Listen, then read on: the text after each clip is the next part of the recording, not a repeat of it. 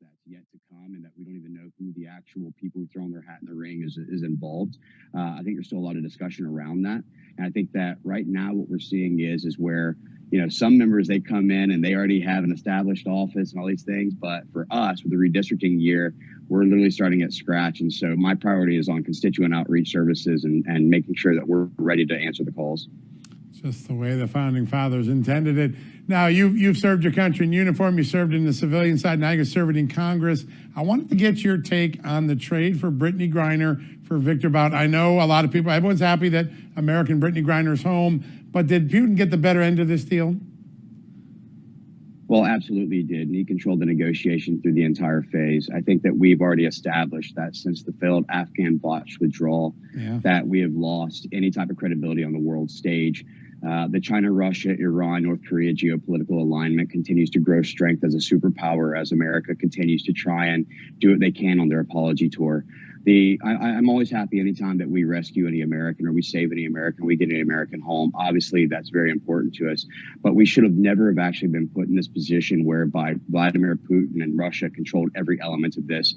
There's two things that really concern me with this. One, you know, I was part of the Trump administration where when we actually got Americans back, we didn't have to give anything in return.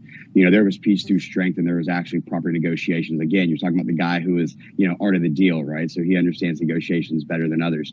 But what I saw here was not only that we didn't push hard for veteran, you know, Marine Paul Whelan or for another person who was there, who was an educator who was arrested in 2021 for a very similar thing for cannabis, Mark Vogel out of Pennsylvania.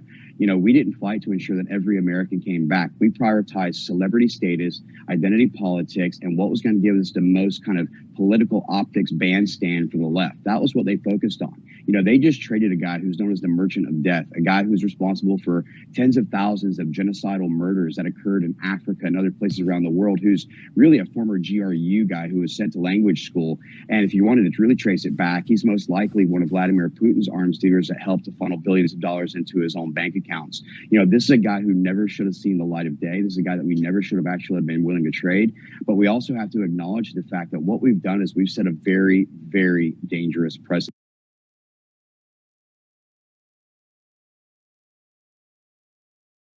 What's up, everybody? My name is Anthony Watson. It's been expensive. You can go to www.givesango.com. Powered by Turning Point USA called Campus Crashers, with a very special challenge for every single one of you that is just as passionate about the grassroots movement in Turning Point USA by starting a chapter. But wait, hold on. How did they do that, though?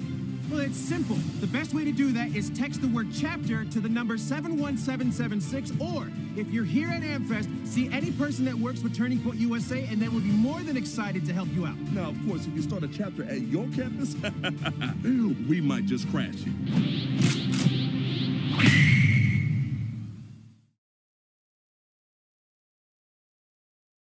Traumatic, and still is a traumatic experience for you.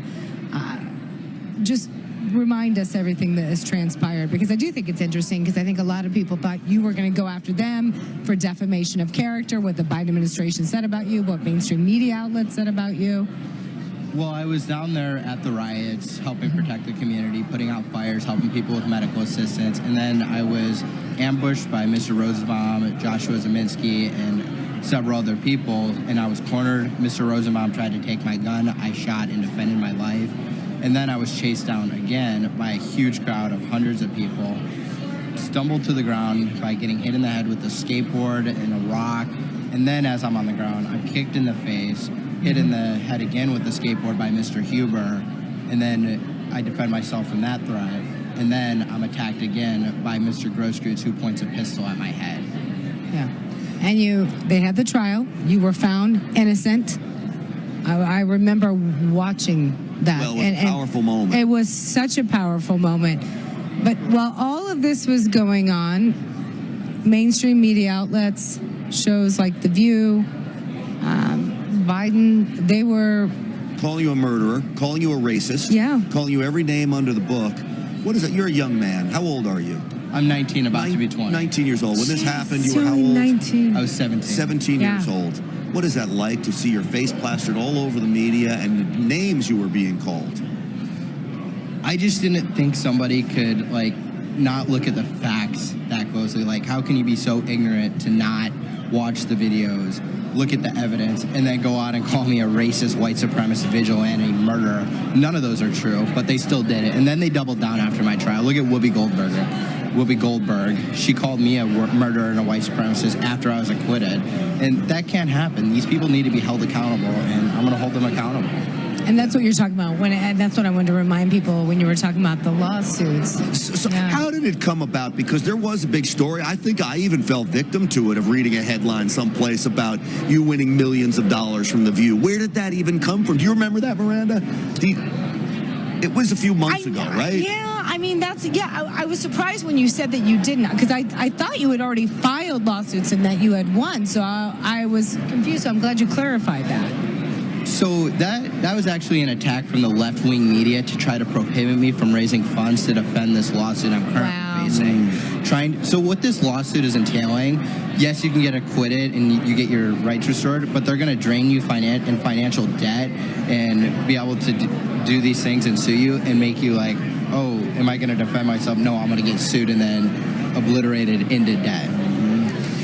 It's amazing when you think about the tactics that the left uses, even going this far of coming up with a scheme like this that literally in many respects worked, because there are a lot of people that thought you walked away with millions and say, oh, well, Kyle's in good shape. We're happy. He turned out like Sandman and the church. Oh, I know what you're talking about. And the Indians and the lawsuit that happened there. Yeah. But all that was false. That's the lengths that the left will go to. So what do you do now? Because you face this civil lawsuit, you're raising money. Is anybody helping you pro bono wise? No, I'm having to pay all these civil lawyers. I have to pay them for all the work they do, and it's expensive, but they're really good. Yeah, I mean, you're only 19 years old. How are you affording this? Through God helping me bring people in to donate money that are helping fight this lawsuit. Wow, I can't even imagine 19 years old. When you go back to that day, do you have regrets going? Do you say, I wish I never went? Yeah. How do you play that out when you look back at things? Well, I mean, of course, I never wanted to take anybody's life, but I did what I had to do to survive. Would you have gone again if you... Well, look, I don't want to say that. Do you regret going? Because of the civil lawsuit, I'm not going to answer that because, they're going to use any word I say against me. Yeah, and you're smart. And I shouldn't put you in that position to put you in harm's way that way. But, it's a scary thing, and you were well within your rights to have that firearm, too. Much to the dismay of the left. Somehow the left thinks gun rights ends for people, or really that it never begins for people. You were well within your rights in that state to be carrying that firearm, and the left wanted to ignore that part of the story as well. Absolutely. How is this? Because I'm just thinking, you're only 19 years old. This happened when you were 17. How has this changed you? And when you see what's going on around our country, where criminals are being let loose, and all these blue cities, left and right, crime rates up 100, 200, 300% in places like New York City, and what's happening to you. I'm just curious what your reaction is when you see that and how you've been treated and how this has changed your life.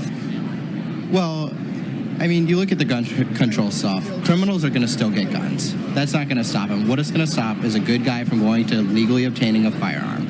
And crime rate's going to go up. People are going to start getting more injured and killed because of these left-wing politicians. I actually think we need to lower the age to 18 to 20 for pistols, because look at young college women. They're going on campuses, they're getting kidnapped, raped, and murdered, and they have no means to defend themselves. And I blame the left for that. I blame the left that they're pushing for these bans, high-capacity magazines, and that's their fault. And when you think about two prosecutors, the Justice Department has become so corrupt in America. I related this to President Trump. There was a former U.S. attorney from the Southern District of New York talking about the team of special prosecutors that were going to prosecute President Trump, and they would never leave their jobs unless they thought there was going to be an indictment. Now, if you're a prosecutor, your job should not be to go seek an indictment. Your job should be to get to justice and the facts. You had a prosecutor that was so quick to indict you. They wanted to go after you. They refused to go after criminals. There was absolute lawlessness on the streets in Kenosha, Wisconsin, the night this went down. What did this do for your faith or lack of faith in the justice system? Now, in the end, it worked out for you, but in the beginning, it certainly didn't. Well, I mean, this was a political prosecution. Thomas Binger, he knew he didn't have a case, and he still decided to come after me. He wasted taxpayers' money, and he took me to trial when it should never have gone to trial. And I think that's ridiculous, and I think it was a clear-cut case of self-defense. This is what prosecutors do, Miranda. They get a philosophy or an idea in their head, and then by hook or by crook, they're going to get there. And so I'm telling you, if it can happen to Kyle Rittenhouse, a 17-year-old boy at the time, if it can happen to a sitting president of the United States, it can happen to any one of these people out here. It might not be a shooting. It might not be January 6th. Wait till they come after you for some minor income tax thing that they concoct on you because you're a conservative. They're pushing digital currency out there. They want us, and they will do anything they can to come after us. And I'm talking about conservatives right now. Absolutely. I mean, if you look at the censorship with Elon Musk, what he's exposing, Charlie Kirk was blacklisted. A bunch of other conservatives were blacklisted on Twitter. They're preventing our voices from being heard, and soon they're going to take away our rights, and they're going to persecute us, and it's going to come. People are going to try to throw trials on us, and they're going to try to silence us, and they're going to try to take over the United States of America. Has anything good come out of this for you? I met a beautiful girl. I have a girlfriend. Who's still getting ready? Who's still getting ready? She wants to look ready. I get it. It's a girl thing. Yeah, I get it. She must care about you. She wants to look good for you.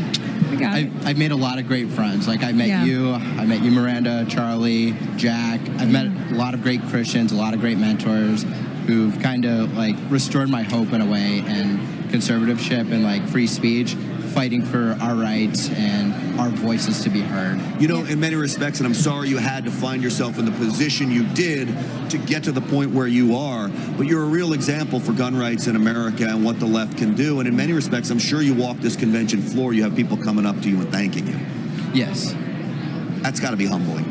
Yes, it is. All the support, all the prayers, the kind letters and messages and the donations, everything.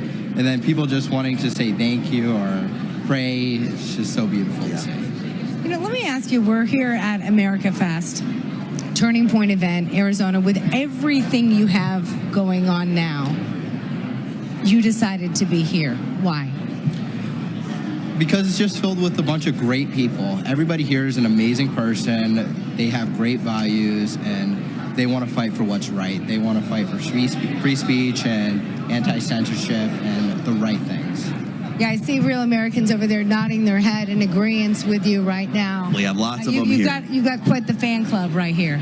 Well, you do. Kyle Rittenhouse, I want to thank you for coming on today, and thank you for being here. Thank you for not just hiding after all of this, but for really using the situation to have something good come out of it. And I know it was a tragedy all the way around, but know that there is some good that has come out of this, and that's you as a strong voice for our rights. And thank you for being on Real America's Voice. So how can people help you? Because you're still raising those funds. You can't do it alone, right? And so you need help. So where can people go? You can go to www.givesendgo.com/Kyle Rittenhouse, the only platform that didn't shut me down at the initial beginning. Yeah, awesome. Wow. Well, Kyle, thank you. It's always an amazing story, and it makes me emotional, Kyle, to hear your story every time I talk to you, because I can't imagine, one, I have a son, what it would be like to watch him go through that, and two, just the persecution of good people in this country is just rough to watch, which is why we fight, which is why Real America's Voice fights, which is why you fight, Miranda, which is why I fight, which is why everybody out there watching fights, and God bless you, brother. Thank you, Grant. Thank you, Miranda. God bless you. Continue those prayers. You know, there's somebody else who fights. I think if April has Senator Wendy Rogers from Arizona, who's been a real fighter in this state for election integrity, a lot of issues that we have, and she's standing over by with April Moss. And before Charlie Kirk starts to speak, we may have to cut them off, but I'd love to hear from Wendy Rogers, because we still had some more problems in Maricopa County, and what can be done about it finally. That's right. We're really honored to have Wendy Rogers here with us today. Thank you for stopping by. And, you've been an expert on what's happening with the election and a strong fighter for Kari Lake. So tell us a little bit about what's going to be happening this next week. Well, Merry Christmas, April. It's great to be here. You're here in Arizona where arguably history will be made next week in terms of restoring election integrity. This is the first time we've had standing. You've heard about election integrity being brought up in the courts all these past 24 months, and nothing's had standing. Now we have what I would call an aggrieved candidate, Kari Lake, who's a fighter, who's a warrior, who now has brought this fabulous, 60, 70-page lawsuit forward in the court. And we have standing. There will be our day in court. We will have a 2-day trial next week.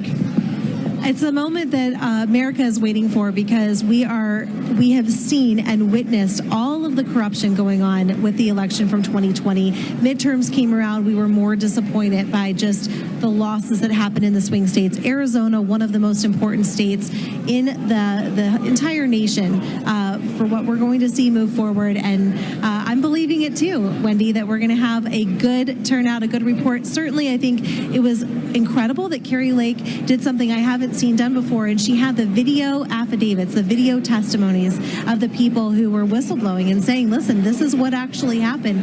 I mean, I don't see how you could have a stronger case than that. Well, here's the story.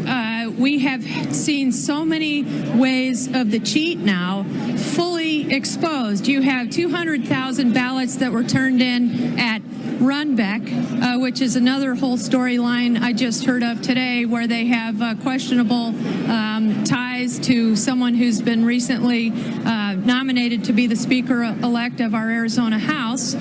You have also these ballots that were sent with the wrong zip code and then brought back to the post office. You have all kinds of signature verification issues. Kari Lake is the first one who's fought back, is the first one who's had the legal team put together to elucidate all these ways of the cheat. The earlier mail-in ballots get sent, the more advance notice they know how much to cheat by. It's so true. Well, all eyes will be on Arizona, and we're going to continue to keep an eye on that. I know Ben Bergquam has been following that lawsuit as well, and we're excited to see what's going to happen in court. I think it's going to be live streamed, right? People can watch it? I believe so. The Maricopa County Superior Court system is where you get that.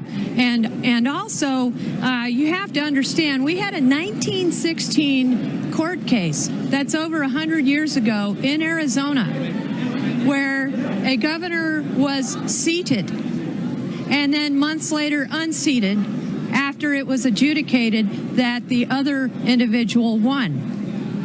Yeah, I mean, this is something that has to... there are too many people that saw the crowds that Kari Lake brought. She won the hearts, not just of the people of Arizona, but across the country. People were inspired by Kari Lake, and a lot of people felt like finally we have somebody who's going to stand up to the cartels, who's going to stand up to a lot of the injustices we've been seeing, and really try to make those strides to protect our children. She ran on a campaign about, we want to put an end to the fentanyl and all of the drugs coming across the border. So, Wendy, thank you so much for joining us. We're really glad that you are a fighter as well. Kari's got a really strong team here in Arizona. We're blessed to be here in this beautiful state. So, I believe we're going to toss it back to Grant and Miranda, and we're still waiting for Charlie Kirk to take the stage. Yes, we are running a few minutes behind. He was supposed to go on, I think, about 20 minutes ago. Okay. But that happens. They have to He's doing makeup and all that. Yeah, he's getting ready with Rittenhouse's girlfriend, right? It takes time. Yes. Yes. No, I'm Yes. not. Don't take that literally. That was a joke. That was a joke. I think Charlie's married, and he is married. I'm sure Happily Kyle married. has complete faith in his girlfriend. Yes, yes. But you now have Charlie and Kyle Rittenhouse's girlfriend up getting ready together. Yeah. I shouldn't have said that. After I said that, people are like, "What did she just say?" No, no. But Charlie's going to be kicking off the event here. Obviously, he is the founder of Turning Point USA. Again, we're here at AmericaFest. And it really kicks off the event because, this event is about speakers, like many of the events are. It's also about friends getting together. It's about reunions. I know you're like me. I come in as people from all over the country that I don't get to see often, and I get to see them at events like this. So there's a lot of that going on. But in the end, people come here because they want to hear what these speakers have to say. And as someone who has spoken at events like this, it's a really difficult task because you have so many speakers. We all know the issues. Everyone out there knows the issues. So what do you do that sets yourself apart to make you different from every other speaker or different from what we talk about every day, whether it's on a show like this or on the radio or wherever they may be? It's a difficult task, and miraculously, they almost always come up with a way to do it. Yeah, and they knock it out of the park here. So we're going to go to a quick little commercial break, and when we come back, we're going to keep our eyes on the stage. Again, Charlie Kirk, CEO and founder of Turning Point USA, also a host on Real America's Voice, going to the stage to kick off this big event. You don't want to miss it. You're watching Real America's Voice. We'll be right back.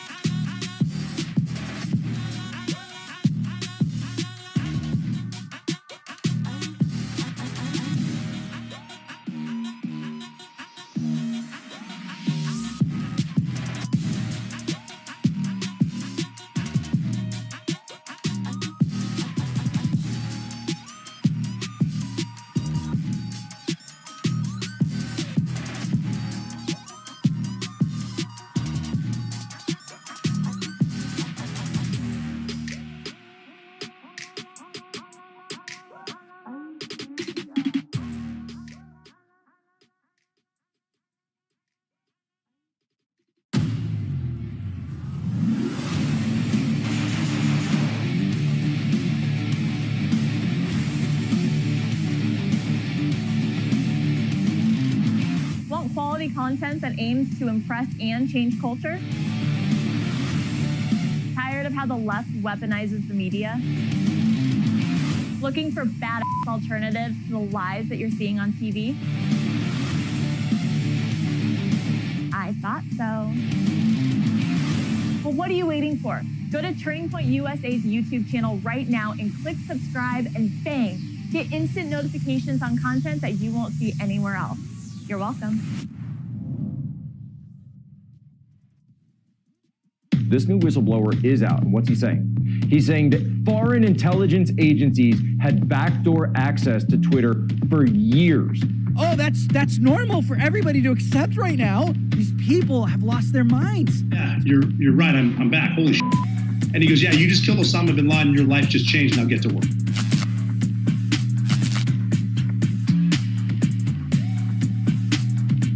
Thoughts on abortion? Check.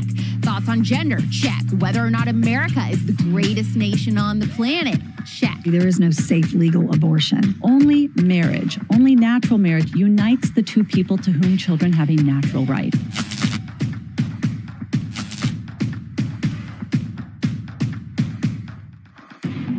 Booked in a Border Patrol station, And then once they're done and processed at the Border Patrol station, they are then put on a non-government organization-owned bus. You're watching illegals walk out of this NGO and literally just walk out onto the streets.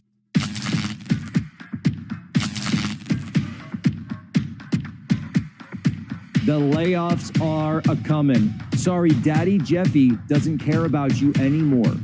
Disney should stay out of politics.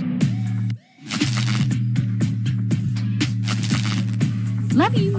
Bye. Remember, our promise, our oath, our solemn vow to you to be good, be brief, be gone. These are the front lines, and I will see every single one of you on the next one.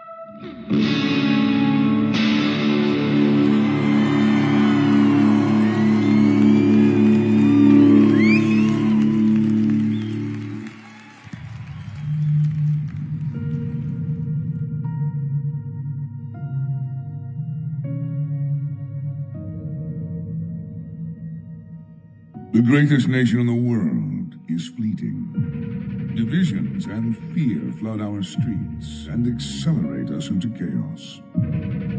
What will the future of America look like if we continue at this rate? If we fast forward the clock.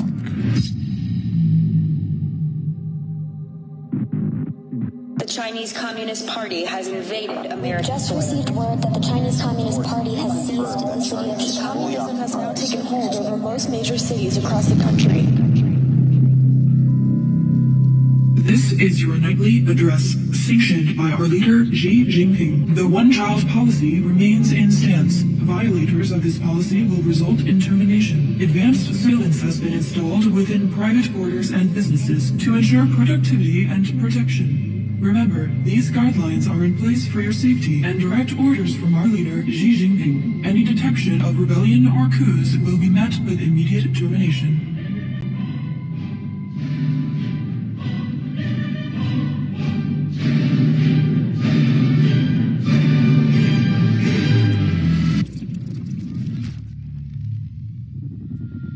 America has never hesitated to stare down evil and conquer it, and it never will. The courageous will always stand up to fight back and defend our independence. Throughout history, our heroes have fought for life, liberty, and the pursuit of happiness. And we have achieved greatness as a nation.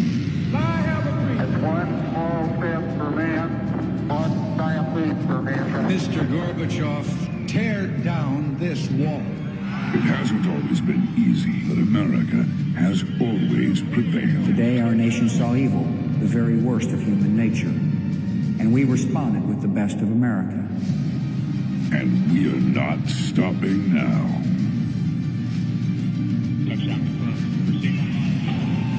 It's been a good year for a lot of folks on the job front. Unemployment in America, 17-year low. The Paris uprising goes nationwide. Now is the time to take a stand. You stand on the shoulders of people before you that allowed you to have freedom. The nation is not going to save itself. With our future hanging in the balance, are you prepared for the fight?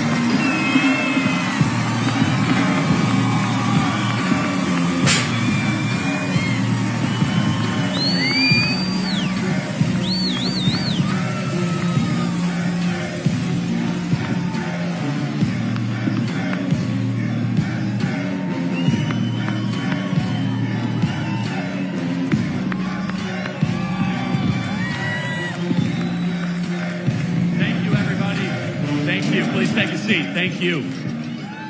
Give it up for the Turning Point staff that made that video. Is that not incredible? Wow. That is just awesome. Great to see all of you.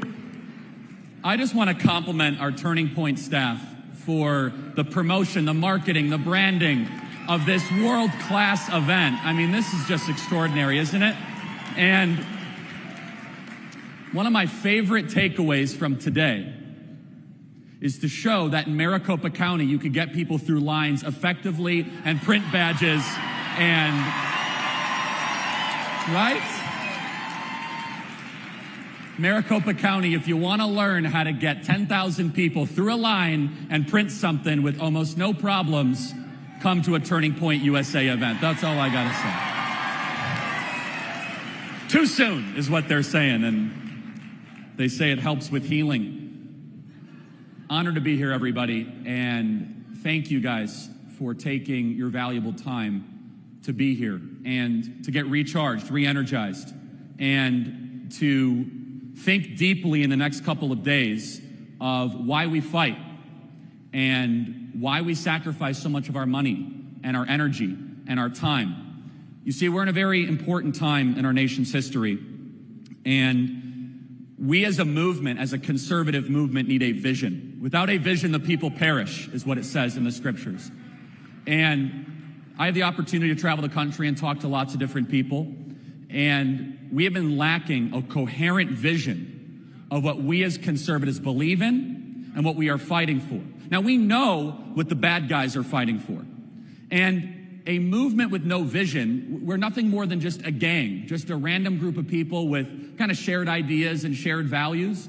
But a vision, something that we are aiming for, something as a movement that we strive for, that we work for, all of a sudden will make everything make sense again. You see, there's so many people here that are taking the bold and courageous step to homeschool your kids. Where are our homeschool mothers and fathers here that have said in the last couple of years or in the last year, I'm going to go run for school board? There's plenty of people here that have run for school board, people that have run for office. Who here knocked on doors this midterm cycle for candidates? You see, this room is the room that always goes the extra mile. But one of the things we have to take a step back and say, well, what exactly are we fighting for? What does success look like as a vision and as a movement? So the vision of our opponents and the Marxist totalitarian left is filled with venom, hatred, darkness, resentment, arrogance, and despair. We could go at length, and you're going to hear about it from our amazing speakers, about how the totalitarian left has taken over our institutions, how they're teaching our children this vile garbage of critical race theory and this woke nonsense. We know what they want. They want power, they want control, they want uniformity, and they want submission. Now, this is not some sort of abstract concept. One of the reasons why I believe that Turning Point USA is the most important organization in America is because we go to places where there are not a lot of conservatives. At Turning Point USA, we play offense with a sense of urgency to go to places that we are in the ideological and philosophical minority. And guess what? We're not always welcomed when we go to these college campuses, but we are going to win when we go to places that we are not always welcomed, and we go there anyway. And our Turning Point USA students and chapters are doing that every single day. And so recently, you probably saw my visit at the University of New Mexico, my mostly peaceful visit to the University of New Mexico, where they did bring out the welcoming committee of the riot squad, and these terrorists were there at the University of New Mexico in Albuquerque, so bothered that our amazing Turning Point students wanted to have an event about free speech, the Constitution, and conservative ideas. Enjoy this short clip of what we just experienced. Who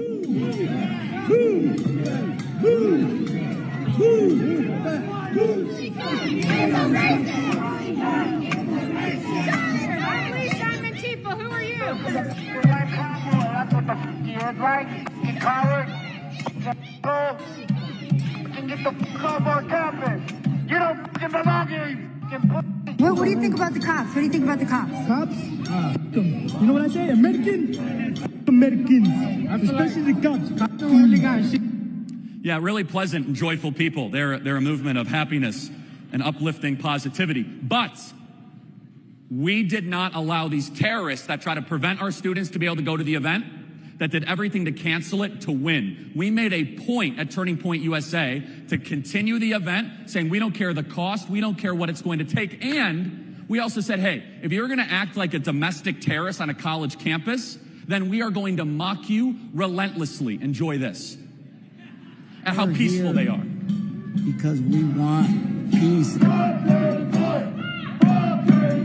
We're about solidarity and bringing peace here. But we're here to show them that love.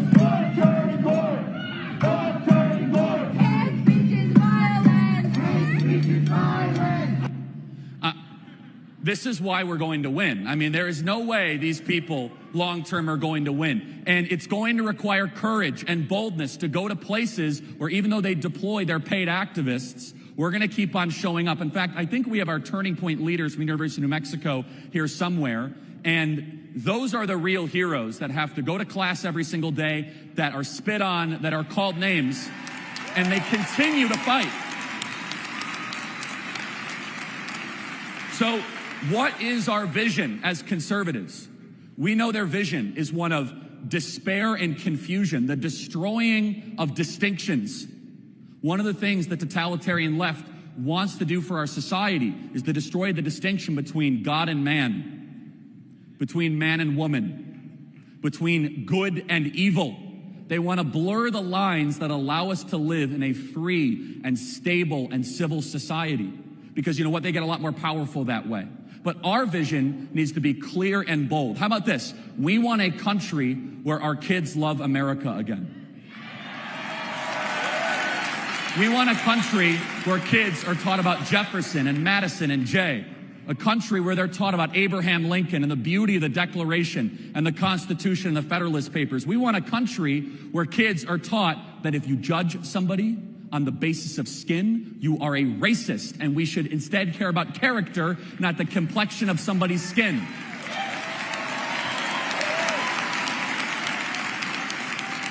Our vision for America, it's hard to believe I even have to say this, is we want a country where kids can be kids again. We want a country where kids are safe from groomer, teachers, and predators who are trying to put prescriptive pharmaceuticals into their bodies that will do irreversible damage. We want kids to be kids again in America. We want to live in a country where puberty is not treated like some sort of illness that needs irreversible medical surgery.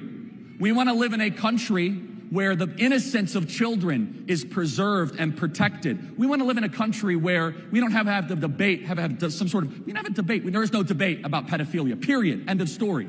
We want to live in a country where that's a non-negotiable.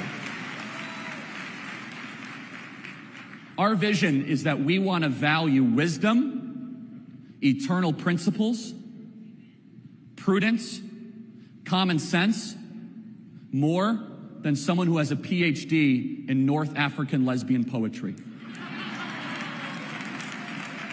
I believe there is more wisdom in the American plumbing community than at Harvard or Yale.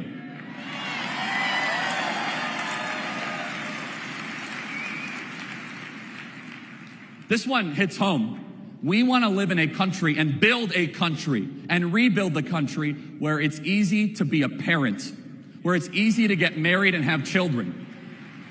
If we as conservatives stand for anything, it should be to tell our young people that one of the most beautiful things you can do is to get married and have kids. And right now, that is increasingly difficult in this confusing, chaotic time. Young people say, well, it's just too expensive to get married and have children. It's just too difficult. Or, I don't want to participate in the patriarchy. What a robbery of joy. I could say this now personally. We welcomed the daughter into the world back in August. Praise God. To think that children, young people, are growing up and being told that there's something oppressive or tyrannical about the covenant between a man and a woman and having children. Hey, we as conservatives, if there's anything that we stand for, it is to be fruitful and to multiply. And if you look at what the left is trying to do, less children because humans are a stain on the environment. You look at every one of the things they're trying to teach, like, oh, you don't need kids. You can be happy with, video games and some sort of promotion at your corporate job. Maybe that is for you, but one of the reasons why our generation, it's very sad, is the most depressed, suicidal, alcohol addicted, and drug addicted generation in history is the stuff that gives you meaning they have been told is evil. And if there is anything our movement does, it is to tell the young people in this room and across the country, it's okay to get married and have children. In fact, you should get married and have children. Now, I want to take a step back and brag on the phenomenal unprecedented and spectacular work that Turning Point USA is doing. Many of you know some of the work we do on college campuses, as we saw there. In fact, I have one more video to show, which goes to show, again, one of the things, you just have to mock the left, okay? These people make it so easy. Joe Bob, who's one of our best, most talented contributors, he's amazing. He goes to these college campuses and he just gets these people to open up. This is one of my favorite, and it's at University of Texas, Austin. I'll give you 3 guesses how you know his political affiliation as soon as you see a video of him. They're only there to make money. I mean, that's their long-term profit maker. It's content. So don't give them the content. Just make fun of them, ruin their content. Don't engage with it. Come here to our campuses. You making a out of us with your f***ing clever editing. It's honestly pathetic. You think this is a real job? I mean, dude, wait, we're out here getting real jobs and you're f***ing bothering us day to day. Yeah, I mean, for real. Like, that's the best thing you can do because you're not going to beat them in a debate. I sure as hell can't. You know? Like, it's their job. Don't talk to them. It's not worth it. Make fun of them. When they show up, make fun of them. Don't talk to them. Make fun of them. They're only here to create content. Can't win in debate. The work we do on college and high school campuses is moving the dial, but I don't think everyone understands the depth or the sophistication of what we've been able to accomplish at Turning Point USA. First, from a big picture perspective, from a worldview perspective. In the last 5 years, according to Morning Consult, in 2017, when Turning Point was just getting started, when our annual event was like the size of that seating section over there, 47% of our nation's young people self-identified with a liberal worldview. 47%. 5 years later, today, 34% of our nation's young people, a 13-point collapse. 13 points. Now, full disclosure, more young people still identify as liberal as conservative. Conservative increased by 1 point. But look what we're up against. The education system, digital social media. But what we are seeing is movement in the right direction. And it's not happening by itself. At Turning Point USA, we are on pace to hit 1,000 high school chapters across the country. High school chapters all across the country. And if you are a high school student out there and you are not yet involved, you have got to go to our booth in the exhibit hall and start a high school chapter. We just launched a year and a half ago, TPUSA Faith, which is an incredible, I see some of our pastors here all across the country. We hosted an amazing pastor summit, over 400 pastors and wives at our pastor summit. And if you ask me, one of the most important things that needs to happen in American Christianity is we need to excommunicate the demonic, anti-biblical idea of wokeism out of the American church immediately.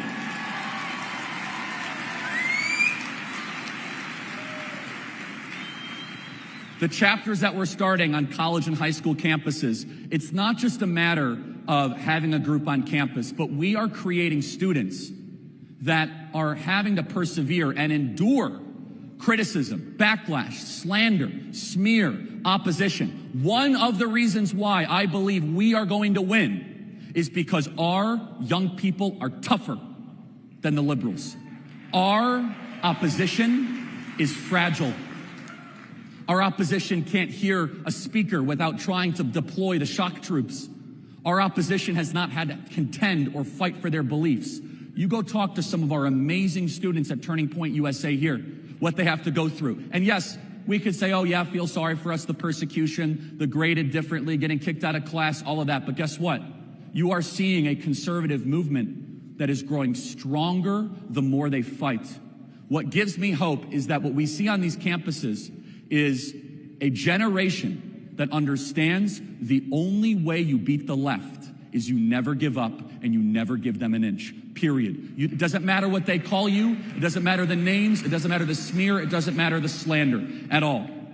The media department at Turning Point USA reaching hundreds of millions of people with daily shows with Jack Posobiec, Drew Hernandez, Alex Clark, millions of people on Instagram and Facebook every single day, impacting culture, making persuasive content. Not to mention the newly launched Turning Point Academy, which we're actually having the Educator Summit right now. And if any of you want to homeschool your kids or if you want to get your kids at a government school, you should do that yesterday and talk to us at Turning Point Academy how we can supply curriculum, training, and have you execute a rescue mission for your kid or grandkid out of the government schools and into Turning Point Academy and say, well, Charlie, what do you stand for at Turning Point Academy?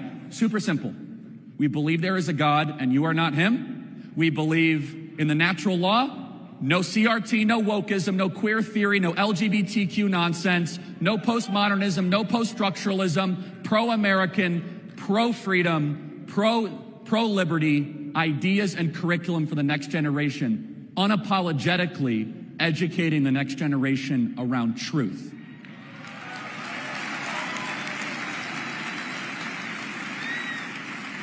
Now, I gotta really brag on our team here, because what you are seeing from the beauty of the stage here to the entire experience is being pulled off mainly by people in their late 20s. This is an amazing thing. I gotta be very honest with you. There's a lot to be critical of the younger generation. I get it. But it's getting a little tired when I have to hear that, young people are just miserably liberal and lazy and hopeless. Some are. But I want you to look around these next couple of days. Introduce yourself to a Turning Point student. Go up to one of our booths. You will see some of the wisest, most courageous, most well-educated, the most committed citizens that you could come of any age whatsoever. You say, Charlie, I'm looking for hope. I'm looking for optimism. Look around you. Look at what's been pulled off from the thousands of high school chapters, thousand high school chapters, the hundreds of college chapters that we have, from the media enterprise that we have, the Turning Point Academy, all these different things. It is mostly and mainly led by a younger generation that knows that we do not have the luxury to give up. That this is being led against the totalitarian Marxist left. And so this is really the question in front of us the next couple of days. It is the challenge of our generation. The challenge of our generation in front of us is, which direction do we want to go? The direction of a free society, a direction where we are never going to mandate a vaccine again and someone will lose their job. Are we going to do that?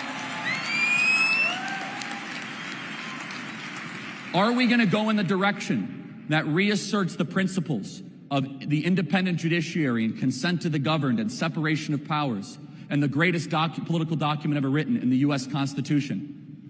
Or are we going to go in this other direction? Here's what I do know, is that there's a fair amount of people that are disappointed and upset because of things that have happened in the last couple months. And that's understandable. But the test of this generation, the test of all of us, the test of our country that is unfolding in front of us, I truly believe is, are we going to give up against an opposition that is so entrenched, doing so much damage? And I'm going to read an email I received. And we get lots of emails on the Charlie Kirk Show. Thank you, by the way, all of you that watch our program. It really blesses us, truly. Thank you. It's a great blessing. I'll read an email. Charlie, and you might have saw this episode. Charlie, I intentionally no longer vote. I have disengaged from the system. It's time to watch America burn. It's been nice while it lasted. Now, you might say, Charlie, that's a troll. No, he's actually a donor to Turning Point USA, which is super weird, right? It's like, why would you donate? People are sometimes walking contradictions. I understand that there is a temptation to give up. Charlie, it's overwhelming. They seem to be able to do everything they want to do whenever they want to do it. But look at what we accomplished in just this last year. Not politically. No. A year ago, we were up on stage here talking about how the fight on social media was largely helpless. A year ago, we talked about how we were never going to get our speech back and maybe we'll have to start an alternative or whatever it is. And 1 year later, yes, because of the courage of the world's richest man, but also because we created the environment where it was popular and necessary, Twitter has been purchased and liberated from the Marxist Silicon Valley left. And let me just reemphasize, God bless Elon Musk for what he has done by purchasing Twitter.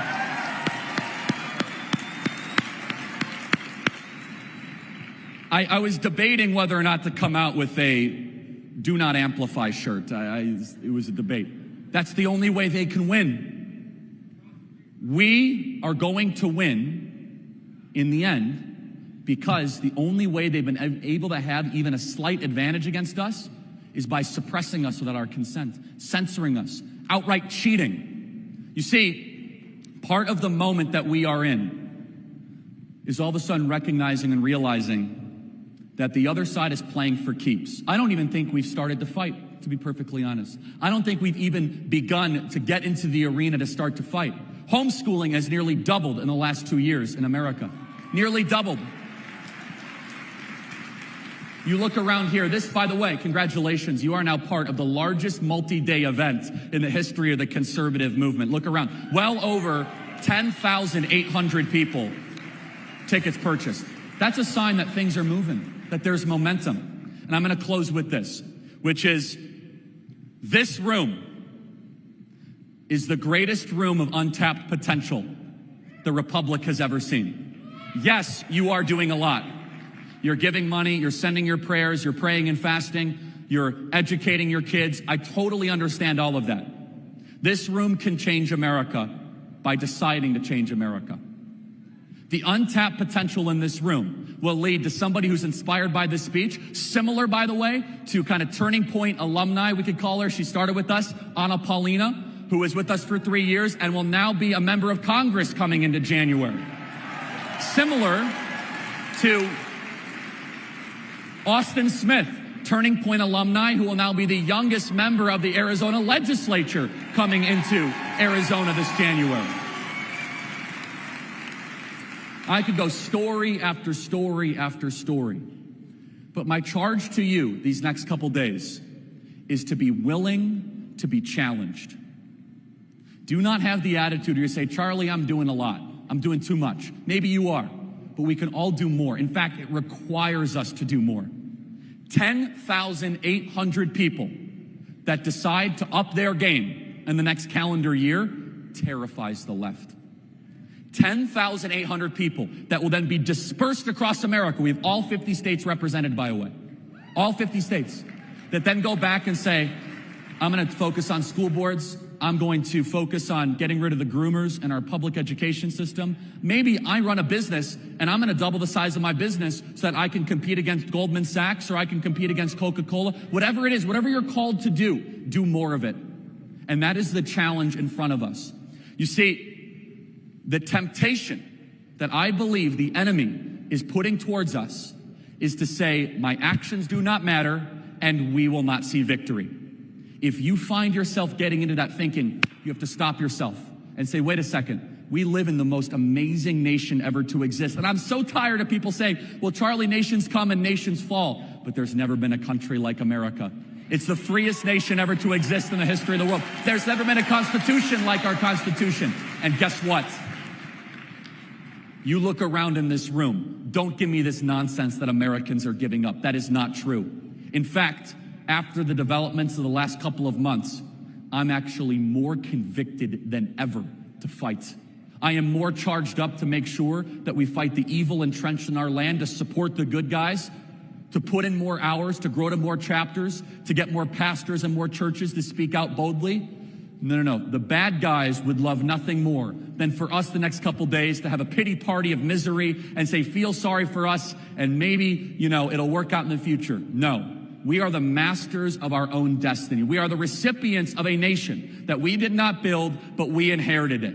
We are going to celebrate that nation. And in the next 4 days, we are going to commit to a plan of action to take back our country and to create something bold and beautiful for the next generation. God bless you guys. Thank you so much.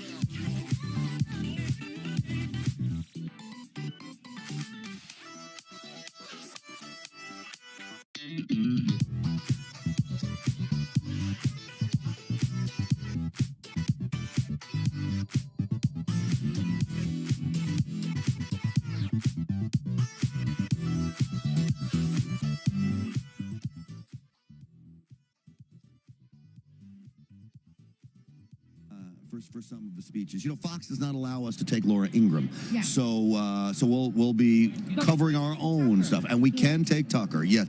You see, when you have the #1 rated show on the network on Fox News, and you're the de facto second in command of the Republican Party, I look at Tucker Carlson as probably the #2 guy in the Republican Party next to President Trump.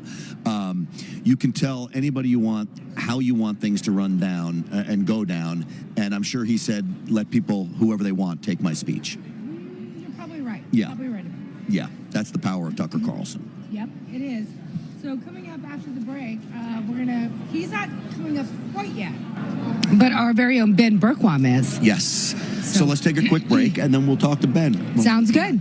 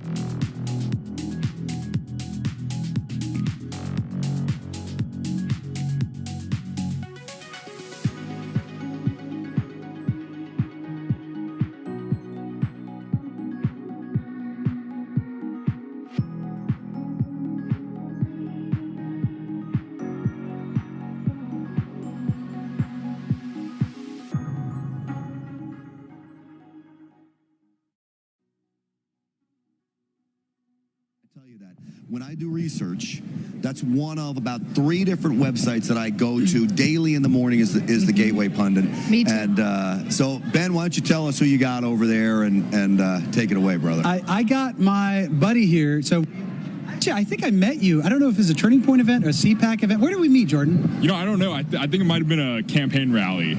A few years back, we might have bumped into each other, but it might have been another Turning Point event. I can't remember. I feel like we've run into each other a good amount of times. It's funny because Jordan was one of those guys that I would always have. He'd be like, hey, it was always, you were always interested in being on and like being on, you know, being whether coming on with us or doing something else. And it was, I would just always run into it. And then all of a sudden it's like, Jordan's with the Gateway Pundit. This guy's like serious out there now. He's like a professional. Yes, well, thank you for giving me that compliment. Yeah, I've been with Gateway Pundit for about 2 years now. I started out covering the Arizona election audit after the stolen 2020 election. So from there, I've kind of, I guess, been doing good journalism according to a good amount of people. So well, you definitely have hair for TV. I mean, like, I wish I had those flowing locks there. But the best part about what you do, me too, and what Jim Hoft and the whole Gateway Pundit, I love the camaraderie. So what we have going on right now in America is a resurgence of real journalism. And I call myself an opinion journalist. I don't pretend to be a opinionated, straight line journalist. But there's some really great journalists that we have on our network. There's some really great journalists that you have at Gateway Pundit. But really, there's this whole new community of people that are, where CNN and MSNBC and the New York Times and all of these fake news propaganda media out there that pretended to be real media. We're on this side. Now, all of a sudden, there's this new generation of media that's coming out. And ironically, it's the very media that they wouldn't let in to the hearing. So we're in there. We're at Maricopa County. We're trying to just ask the questions. We're trying to ask Bill Gates, and we're trying to ask Stephen Richer simple things like, hey, you ran a PAC against Kari Lake. How does that work? Right, yeah. So we've got this new up-and-coming, well, not up-and-coming, I mean, all of us, we have millions and millions of viewers. We're actually outnumbering these fake news outlets nowadays. But yeah, they don't want to let us in despite our massive viewership, me and you, because we're going to ask some serious questions about the conflicts of interest involved in this recent election. The machine failures were over 59% of machines were failing on election day, and they were giving incorrect advice to voters on election day. And there's just all these other questions that are arising, especially with Kari Lake's lawsuit. We're finding out that 300,000 ballots from that went to Runbeck, they didn't have chain of custody. We're finding out that these machine failures, they had to be intentional. There's no way that you can test these machines and then have a coincidental failure on election day when Republicans are turning out 3-1 for Republican candidates. So I really see it as we're taking back our country with media that tells the truth, where they stole our country with media that lies, with lying media. That's how they stole the 2020 election. That's how they influenced the election. That's how they got away with it, by labeling us all conspiracy theorists. But I think with this new wave of conservative journalists, we're really taking back the narrative and taking back the truth. Yeah, no, that's really what it's all about. It's about coming together. And again, they didn't want us in that room because they knew the questions we were going to ask. Thankfully, I had an opportunity to confront Bill Gates and Stephen Richer and some of these scumbags on the board in person. But this is what it's about. It's real media coming out there and standing up, telling the truth. Again, with some great journalists. We have some amazing, like the team that God is bringing together on this network is just incredible. It's incredible. But it's also awesome to be able to work with you, Jordan. And for people that aren't familiar with the Gateway Pundit, how can they find your stories, you personally? How can they, by the way, I shouldn't even ask this because you've got like 14 different handles. You got to get you one. Okay, but how do they find you? Yeah, so thegatewaypundit.com, every day we got 2.5 million readers each day. We put up tens of articles, up to 10 to 50 articles, something like that. But my social media name, now get this, my Twitter, it's Conradson Jordan. My truth, it's Jordan Covfefe, like the famous Trump tweet. And then my Getter, it's Jordan Conradson. Same with my Instagram, Jordan Conradson. And then there's one that's Conradson Jordan, I think. That's my Twitter. Okay. But anyways, just look up Jordan Conradson, Gateway Pundit. He's going to keep rocking it. It's awesome. And then we're going to be out here, Kari Lake, the 21st and 22nd. The lawsuit's going down. You're not an odds guy, but I'm just going to ask you, what do you think's going to happen? Is the judge going to stand up for her? You know, I'm hoping he stands up for her. He seemed fair in the last hearing. And I should just say, is he going to stand up for the truth?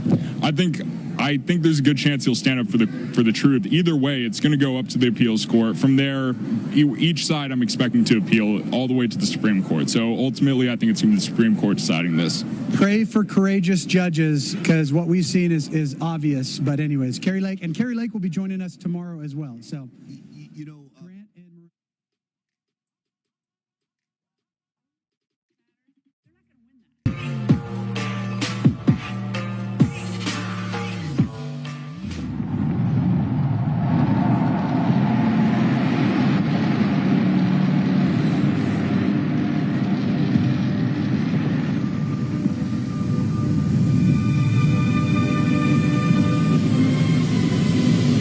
We have boys and girls, they grow up to become men and women. It's not the product of our choice. It's not what we want. It's what happens organically because it is nature. Putting low IQ ideologues like Sandy Cortez in charge of the power grid really does, in the end, mean the end of civilization. It's not hard to have a decent country. It's not complicated. You just need leaders who want one. Freedom of speech is under attack. Your loyalty to your family, to your faith, just because they require you to violate all of that doesn't mean you have to.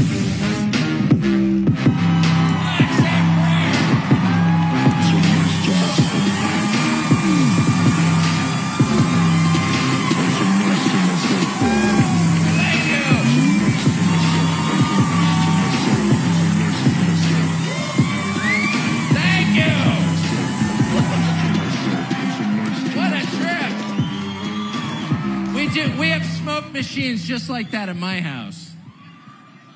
I pad into the kitchen this morning in my boxers and they go off. Seems appropriate. Thank you for having me. It's so funny. Thank you. I honestly, I say this every year. I come to this every year and I always open by saying, I never go anywhere. Which is literally true. So this is like my one venture out of my house of the year, and I just love it. I live far and away in isolation with my wife and 4 dogs, and I love my life. But I come to a place like this and I run into every person I've ever known and liked throughout my entire... I ran into Harmeet Dillon backstage, who I absolutely love,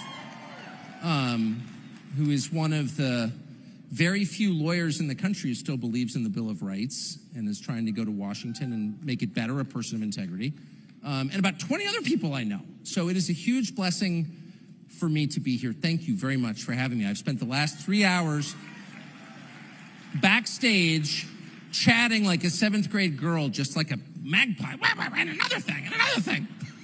So I hope I'm not all talked out. Well, you're nice. Thank you. But I was thinking the last month, as I was flying out here this morning, I was thinking, what am I going to talk about? And it's not usually a problem for me since I can't stop talking. I can't decelerate. But the last month really has been one of the most interesting, I don't know if we have enough critical distance to call it transformative, but it's really changed the way I think about a lot of things, which when you're 53 is a rare occurrence. As you get older, your beliefs tend to ossify, and you're like, I first thought of that in 1985, and it's still true. So it's kind of nice to have something pierce those assumptions and learn something new. And the midterm elections taught me a number of new things. And I should preface my story of what I've learned by telling you that you never learn anything except through pain and humiliation. I wish that weren't true. Unfortunately, no one has put me in charge of the rules of nature, so that is the law, and it's unchanging. But you never learn anything from succeeding. I have never learned anything from succeeding, from getting what I want. I've only learned from failure, and particularly from humiliation. That is, I'm sorry, I wish that weren't true. Yeah, well, exactly. And I thought of that on the plane today. I'm like, I'm literally flying to Maricopa County, Arizona. Unbelievable. It couldn't be more perfect. But it is true, and it's always something to remember the next time you're humiliated, and not in a minor way, by the way. I think if you live long enough, there's a moment in your life, kind of inevitably, where you're not just humiliated in the sense of like, oh, I'm embarrassed, it was black tie, but I only brought a business suit. Those are minor league humiliations, but like truly humiliated. Like where your neighbors avert their gaze when you pull into the driveway at night, like, I don't know this guy. And that literally just happened to me. Now, the midterm elections were like a grave disappointment, I think, to every normal person. But they were particularly painful to me because I got them so completely wrong. Like I've never gotten anything wronger in my life. And it's not like I, blew a question on the physics test. I blew like a question on the test that I've been preparing for 31 years since I've been covering politics. And the question is really simple: who's going to win? And I looked at this I tried to take the overview, and I don't really cover politics, but I cover politics-adjacent topics, right? What's happening in the country? What are people thinking? What should we think? What are the problems? How do we fix them? And I looked at this and I thought, this is super simple. You have a political party in charge that is not only not delivering, and by delivering I mean making people's lives better in measurable ways, but is failing in very measurable ways. Like, people are getting poorer, the country's getting more chaotic. Like, it's not, I could belabor this for an hour. In fact, I do, Monday through Friday, if you care to tune in. But you almost don't need to, because it's so obvious that it doesn't kind of need explanation. I mean, the story tells itself. It's the story of your life, because you live here. So it's not going well. And in a normal system, the party in charge of deciding what we do next would be punished for that, because that's what politics is. Politics is a contest between, in our country, two parties, each of which promises to make your life better, and the one that achieves that or convinces you that they're achieving that gets rewarded by getting reelected, right? Right. With me now. Can I get an amen? So that's obvious. Like, that's our system. That's Civics 101. So you look at this and you're like, they're not even promising to make your life better. Like, they're not even pretending. Oh, castrate your children. Okay. How's some inflation? How about a war that we have nothing to do with? Yeah, we want more of that? Yeah, a lot more. So, like, there's no way a party that pretends that, that is going to make your life better, it's like not even, it's not even up for debate. So it's like they're going to be destroyed because they're not even trying. And by the way, of all the things the Biden administration's done, the only one that I really understood, this is how old-fashioned I am, was the student loan forgiveness, which I completely opposed because I thought it was unfair, and it set up all kinds of terrible incentives, and the whole thing's a scam, and they're perpetuating it, and they're taking payoffs from the education lobby, et cetera, et cetera, et cetera. But at least it kind of made sense. We will pay you to vote for us. Okay, I get that. That's not complicated. That's just corrupt. I spent 35 years in Washington, D.C. I understand that. Oh, you don't like me? Here's some money. Okay. But everything else, it was like, how about this? I'm going to make it almost unbearable to live here. That's what I'm offering you. More suffering, degradation, poverty. And then they win. And my mind was blown. And by the way, I got so wrapped up in it emotionally, which I try not to do because I don't believe in any politician. I know them too well. I just don't. I mean, I think some are way better than others. Some are just flat out awful. And some are, nice people. I know I'm friends with like two of them after a lifetime of covering them. No, they're weird. I mean, seriously. You live to have people you've never met before scream your name? What kind of sicko are you? If you crave the adulation of strangers, you're emotionally damaged, beyond repair. So whatever. I don't fall for politicians. Like, I get who they are. Very few have happy personal lives, children who respect them, spouses who love them. It's just... So I've never done this before, but this election, I was like, the other side is so bad that I just got sucked into it emotionally. And I was like, hey, New York, meet your new governor, Lee Zeldin. In New York, no, I agree. I mean, I was all in for Lee Zeldin, but that's kind of the point. It's New York. It's a state that's controlled by a political machine that has no intention of letting Lee Zeldin win.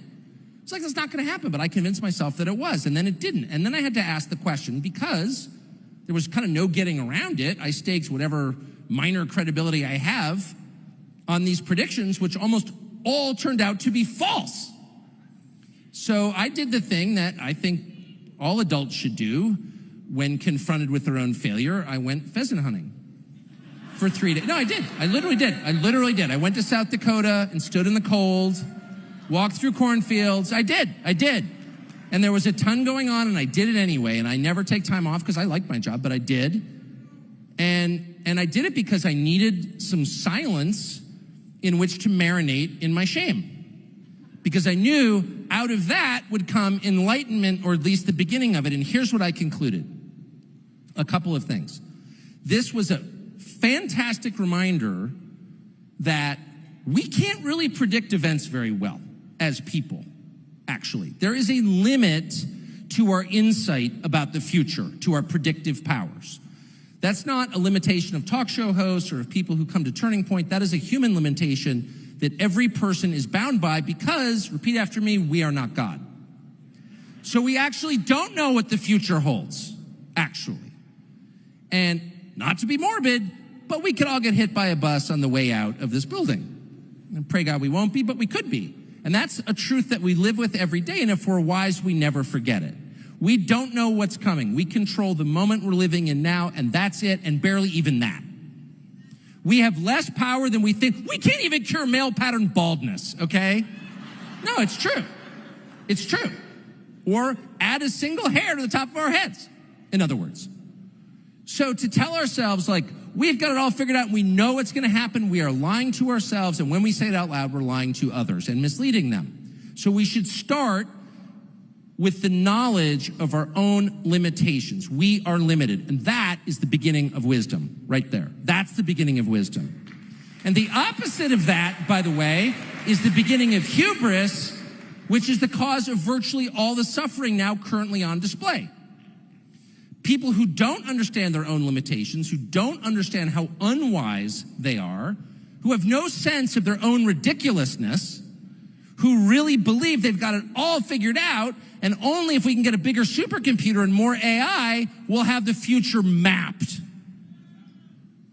People who make that claim, and worse, who believe it, have made the fatal error in life, which is mistaking themselves for God. And as far as I'm concerned, that's the division in life. There's clearly, and you can smell it, and I should say at the outset that I was raised an Episcopalian, so my spiritual discernment is blunted at best. So don't take any theological lecture from me, please. I stayed with that church till 2 years ago. That's how out of it I am. And it's like fully a pagan enterprise now. Like literally, I think they're burning calves they've slaughtered or something at the altar. But I can feel that a lot of people just in my orbit, and I see it in conversation. I'm not sure there's like some great revival going on, but there is a growing sense that we can't see everything that's happening. There are other forces at work here. That's not a sectarian point. I'm not making a case for Christianity, though I could and would be happy to, but I probably don't need to here.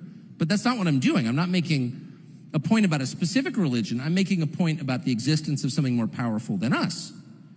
And that shouldn't be a point that anyone would have to make because it's just so obvious. You're born knowing that. Every person has inborn, literally at birth, a sense of justice, of right and wrong, a sense of betraying other people, lying to them, stealing from them, hurting them is wrong. The fine points we are taught, but the basic facts we know. They arrive like a dog's ability to swim. Like we're born with it. Now, why are we born with that? And it's always the same. You can read Hammurabi's Code, you know, one of the first documents we have in all of history, and you would recognize the moral code right away. You might not agree with all of it. Well, the beheadings seem a little much. But the crimes are still crimes. Because it never changes, because we didn't write the rules. Duh. So what does that tell you? It tells you there's something bigger than us. And that's never something that most people at most periods in history, in fact, at any period in history, have ever needed to learn. Because they knew it. It was assumed. There's never been, in other words, just to put a fine point on it, there has never been a society at scale in all history that we know of until now that was secular. Where it wasn't just an obvious observation that there was a God, or that there was some force larger than us, that we weren't the last word. We've had plenty of kings and emperors, but all of them ruled. Every single one of them ruled. From the Roman Empire to that fake duchess from Santa Monica who's married to the airhead kid who's going to be king. From then until now, every monarch has ruled on the basis of the claim that he was chosen by a power bigger than himself. I'm ordained by God. So like God is central to our understanding of justice and to our understanding of government, and has been since people emerged from the caves and probably before.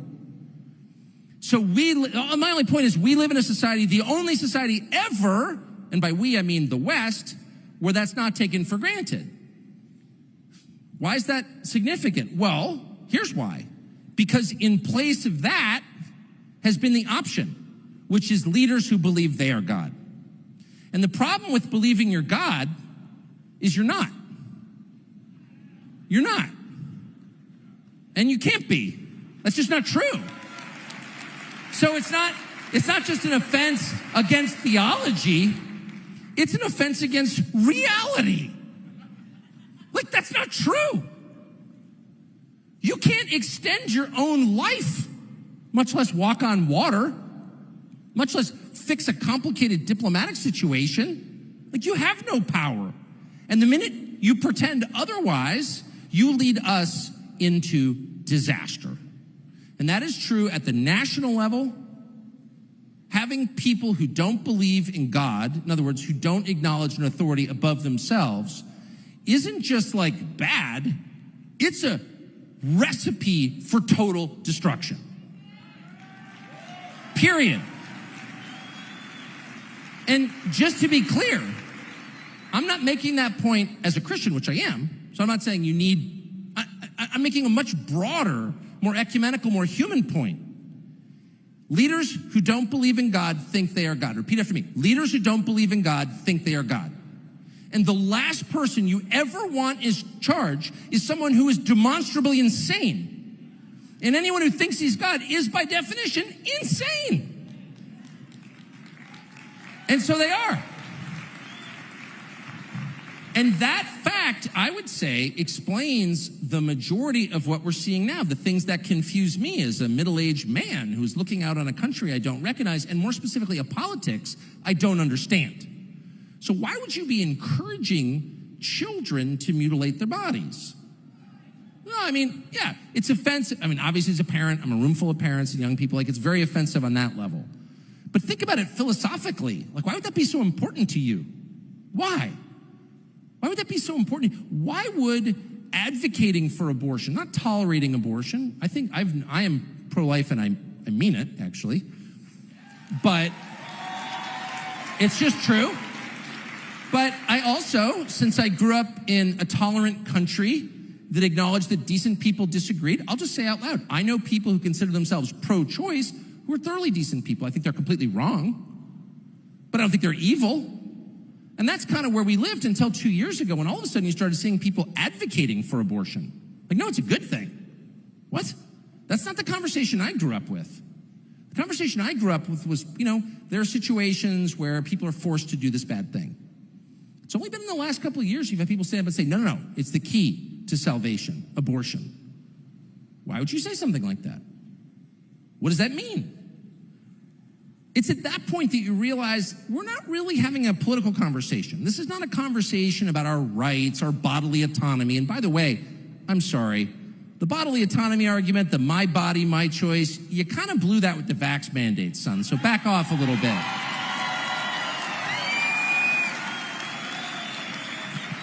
Obviously. By the way, as one of the only people in my business who actually thought it was my body and my choice and was screamed at for it, buzz off. But anyway, sorry, leaving that aside, leaving my eccentric medical choices out of it, I would just say it's not really about that. And those of us who were dumb enough to think it was, those of us who were still like referring to slogans written 50 years ago to explain what was happening today, missed the whole story. No, it's not about that at all. Anyone who's advocating for abortion as a positive good is doing something very different. It's not advocating for women or choice or freedom. This person's advocating for killing other people. Like, what is that? What is that? Not tolerating killing of other people. Not like, wars are bad, but sometimes you have to in self-defense. I get it. I may disagree with you. On abortion, I may disagree with you, but this is a different thing. No, you should do this. Our Treasury Secretary said, literally, Janet Yellen said. Janet Yellen, who, I can't get over this. Since I'm aging, I get stuck on certain things and keep repeating them. Janet Yellen ran the Fed. So, why is the U.S. dollar worth so much less than it was 15 years ago? Janet Yellen? Anyone? Janet Yellen, anyone? It's like you did that, and then you became Treasury Secretary? I mean, at that point, it's like, meet your new Treasury Secretary, Sam Bankman-Fried. I mean, as long as we're rewarding fraud with high government positions. Anyway. But she comes out on television. I don't know how she was Treasury Secretary in charge of wrecking the economy, and all of a sudden she's like on TV saying, yeah, well, some people are feeling this inflation thing, which we don't acknowledge is real, but for those of you who claim it is, get an abortion. What? What is that? It's demonic. That's exactly what it is. It is.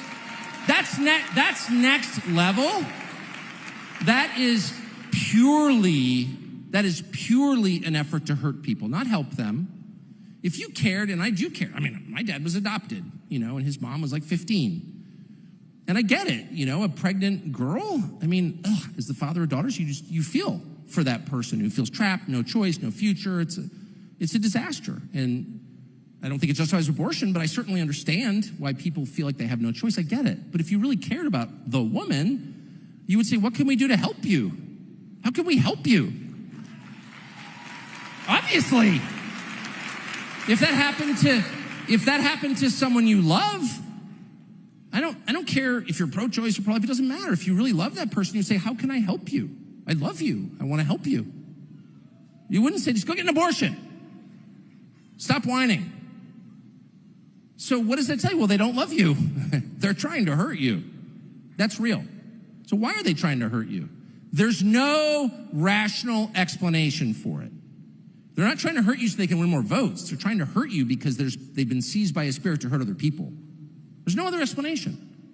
We're looking at the election results from last month, and we interviewed Carrie Lake, who I really like, the other night. And yeah, I think Carrie Lake is an enormously talented person. I mean, amazingly talented.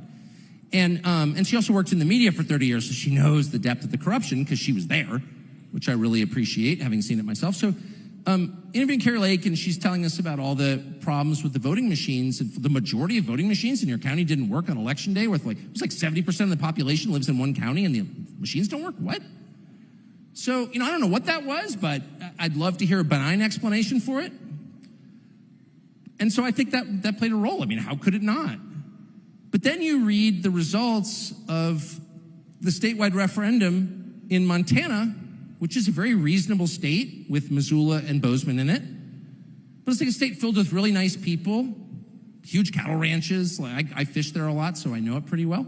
It's a great state, second biggest state in the continental United States. And there was a referendum on the ballot this November that said, super simple, if a baby is born alive, can't kill the baby. You have to save the baby's life because that's what doctors do. They save lives. It failed. What? In a state that's not, Portland, Oregon, not everyone from Santa Monica has moved to Montana yet. And that failed. That's not a tough call. That's not an esoteric, you know what I mean? How is that what? That failed? Voters refused to say if a child is born alive, that you have to save the child's life. What is that?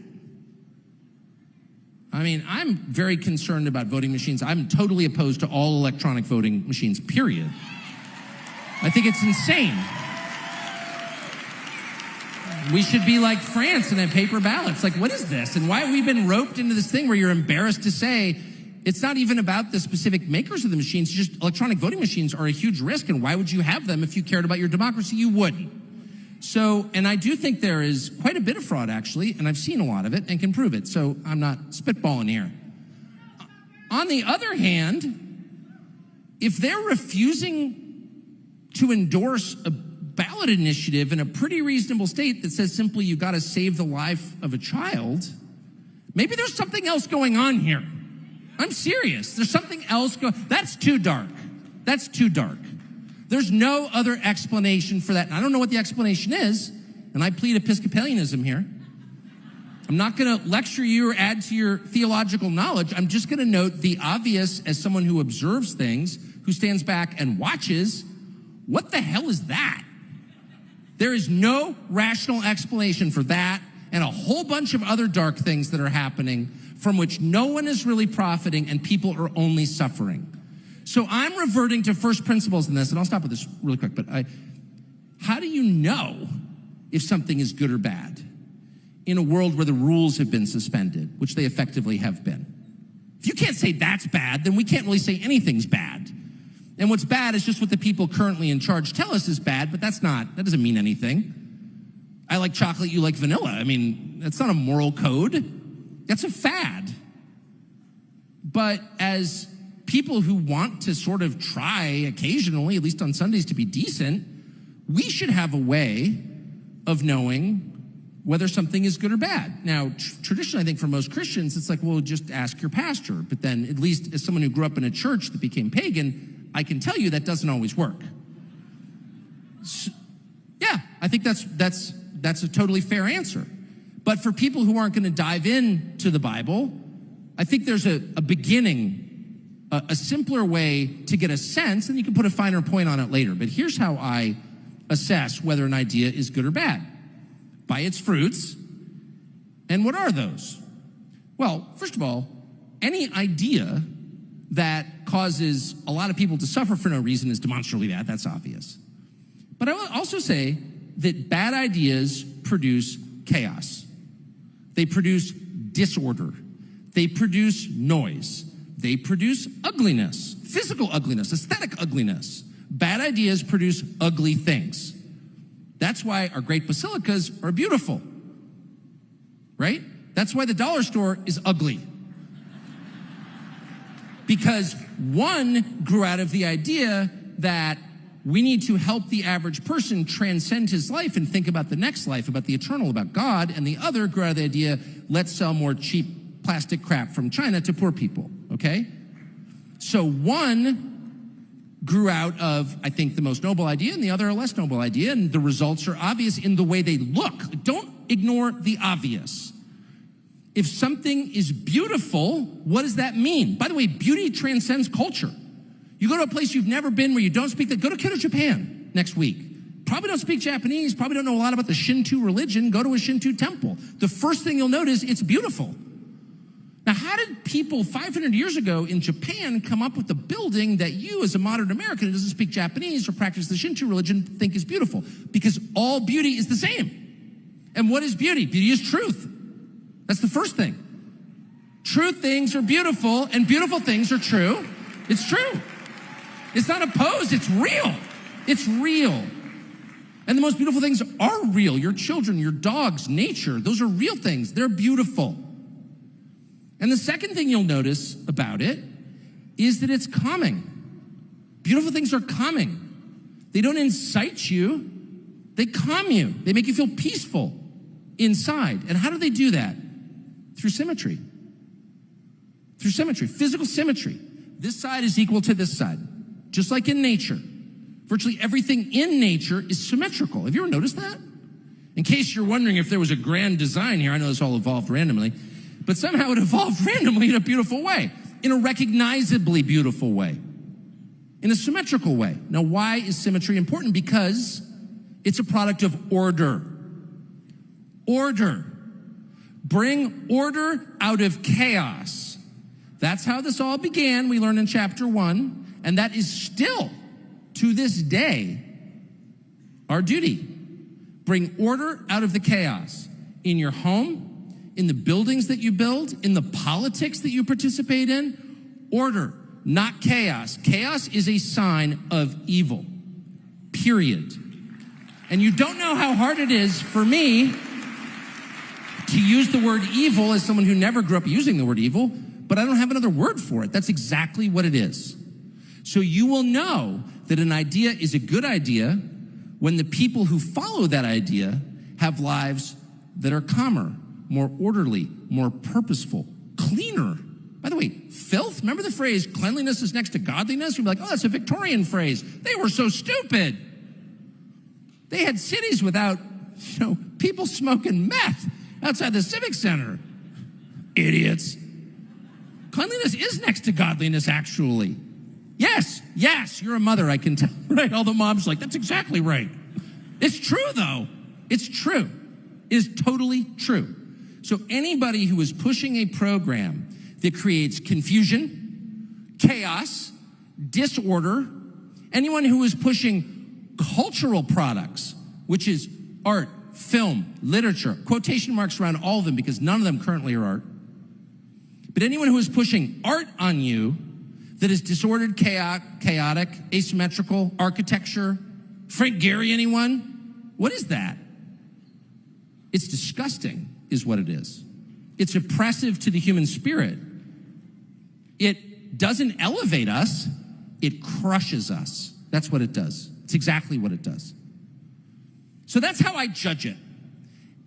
And if you see enough of it, you know there's no rational explanation for this. Something else is going on. So why am I still in a good mood? And I'll stop with this and take your hostile questions for a minute after.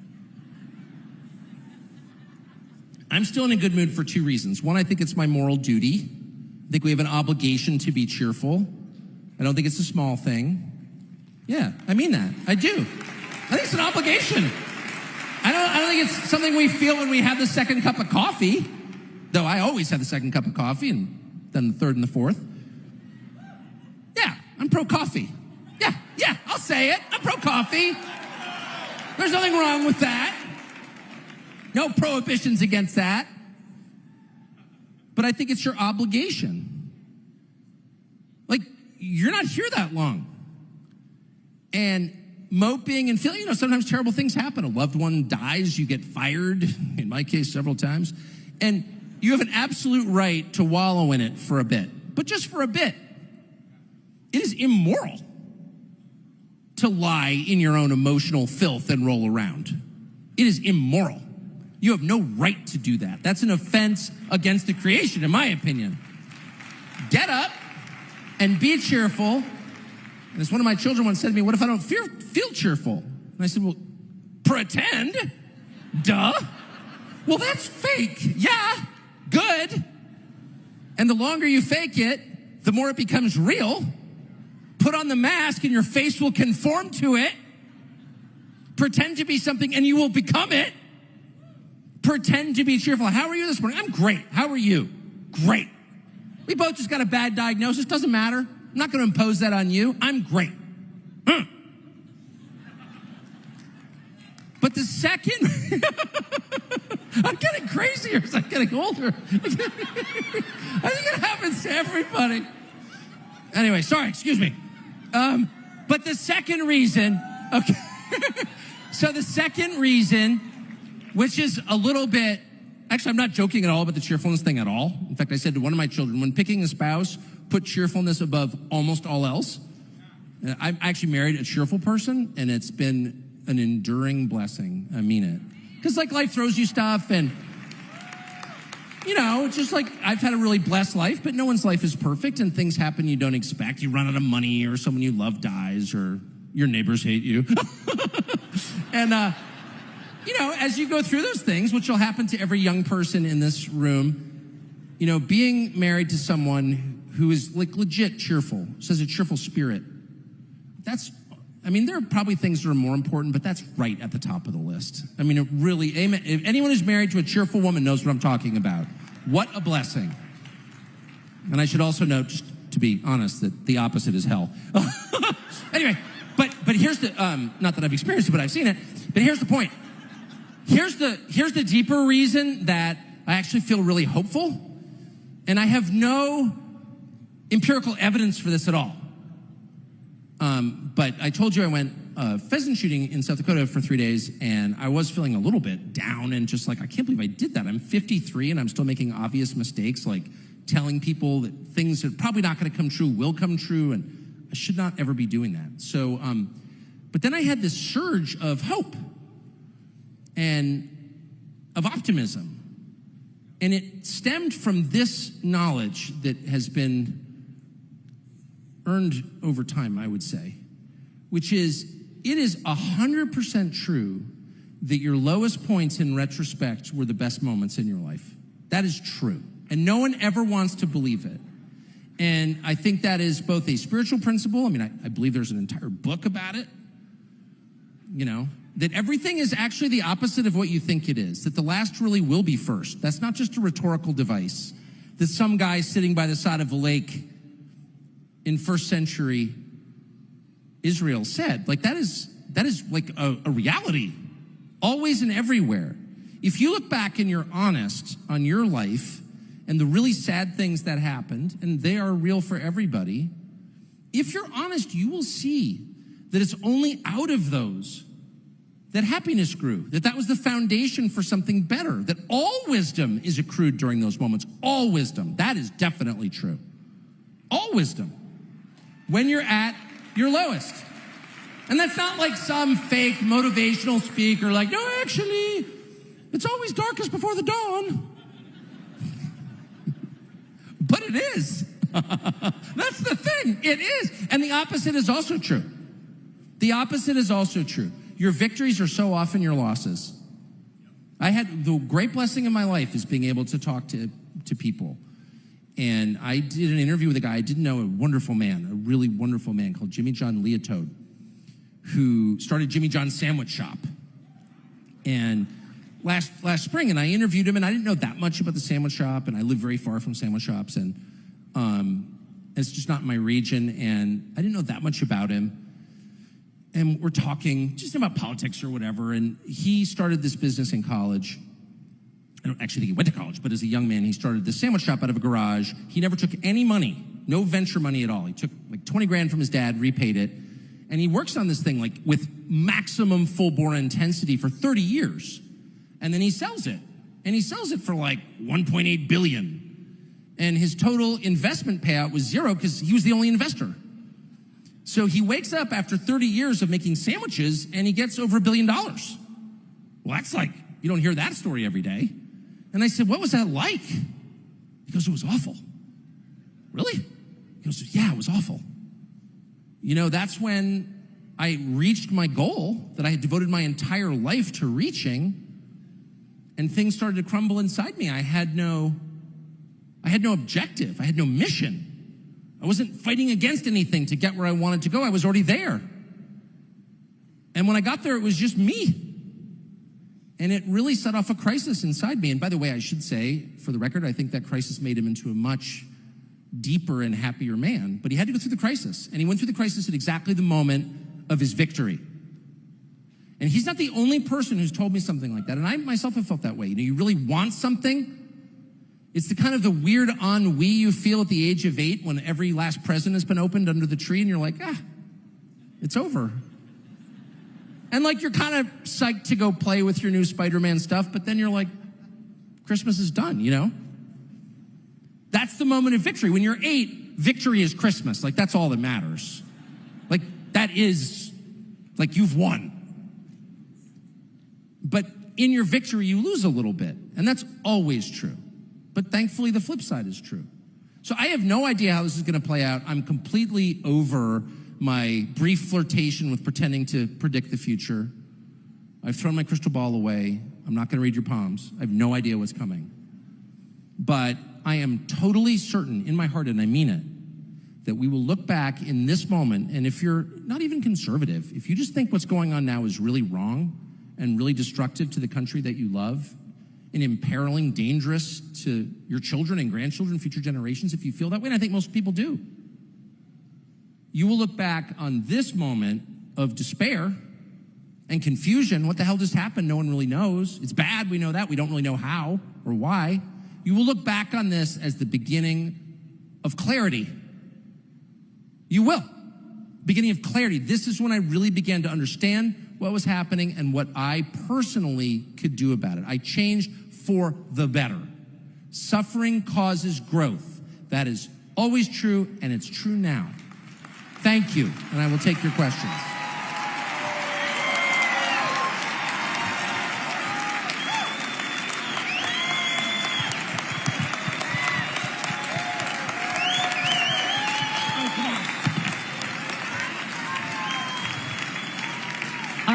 We're going to start to your right, Tucker. All right. To your right. Give me a mean one to Your my right. right. Sorry, I'm very dyslexic, so I never know which is left and right. Excuse me. Thank you, Tucker. Appreciate you being here the second year. So for us here in Maricopa County, it's been hard to express gratitude based on what the establishment class has done to we the people. Seemingly here in Maricopa County, the belly of the beast, the DNC is corrupt and the GOP is complicit. Where do we look to? Please. You know, you, as you may have guessed, I agree with you completely. I mean, the horrifying realization is not that the other side hates you, is that your side hates you too. I mean, it's like a horror movie. It's coming from inside the house. I mean, I'm serious. And it's so destabilizing. It's one of the reasons that I've never had like grave problems, because my wife has always been on my side, like unquestioningly. But it is almost like that. It's like the people you thought were on your side betray you. That's way harder to take. It's way scarier. It's way worse than just being opposed by someone who hates you. Like, I get that. Everyone knows what an enemy is. The betrayal by a friend is bitter. It's bitter. And I feel bitter about it, not as a talk show host, but as a voter who votes Republican because I don't really have a choice. Wish I did. Don't. Especially now. What do we do about it? I mean, I don't know. This is a 501c3, so I don't think I can officially endorse prayer as an answer, but that's how I feel. I mean, really, for clarity. And it is. I mean it. I can't believe I'm saying that. I'm sure like half this room grew up in evangelical families with 8 kids. You all went to church. I grew up in La Jolla, California as an Episcopalian. So like, it's weird for me to say that, but I say it not because I think I should say it. I say it because it works. That's why I say it, actually. I mean that. And I don't think it works. I've seen it work. I interviewed this guy the other day, Gianno Caldwell, who works for Fox. Another person I didn't really know. Wonderful man. And he said to me something that I immediately came home and told my wife, and I've been thinking about it ever since. He said, I'm not going to believe in a religion that doesn't have miracles. Why would I do that? Well, I grew up in a church where miracles were absolutely banned, like super offensive, like nothing miraculous allowed. But he just made a really simple point, like, I'm busy. I don't want to be involved with anything that doesn't produce supernatural results. Amen. I absolutely believe that, and that's why I believe. But anyway, I would say this, prayer's not the only answer. I mean, I think secular people and people of faith both have an obligation to engage in trying to make things better. If the road's broken, fill the potholes, And there are a lot of things that are broken. Some are very tough. It's hard to keep candidates you vote for honest once they get there. They're facing all kinds of headwinds that I'm not going to bore you with, but you can get a sense of what they are. It's overwhelming. Everybody in Washington hates democracy. That's the truth. So, of course, democracy is the one thing they never stop yammering about. We're defending democracy. Nobody hates democracy more than you do, actually.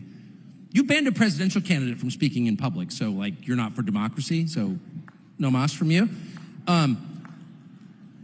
One thing we can fix, I'm sorry to say this, but, like, is the party structure itself. And I do think it's time. Like, I'm not getting involved in any of this, and I'm not getting involved in elections, as I've said 14 times tonight. I'm not good at that.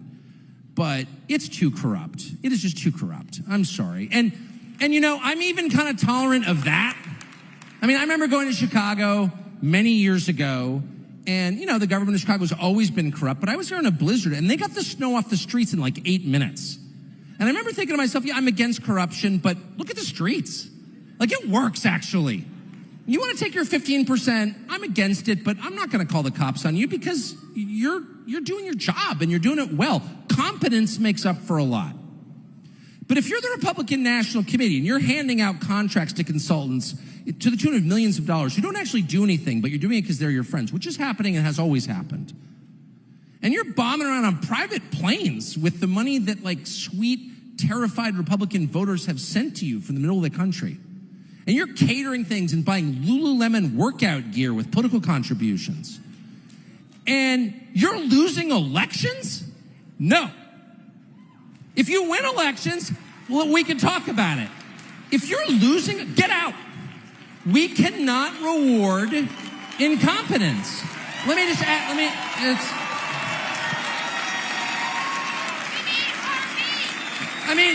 honestly, just think about that. Think about how insulting that is. It's such a destructive cycle, and anyone who has kids would recognize it. If your kid, like, did something, you find your kid smoking weed in your basement, you can't pretend that's okay. You can't. You hurt the kid. You hurt your child.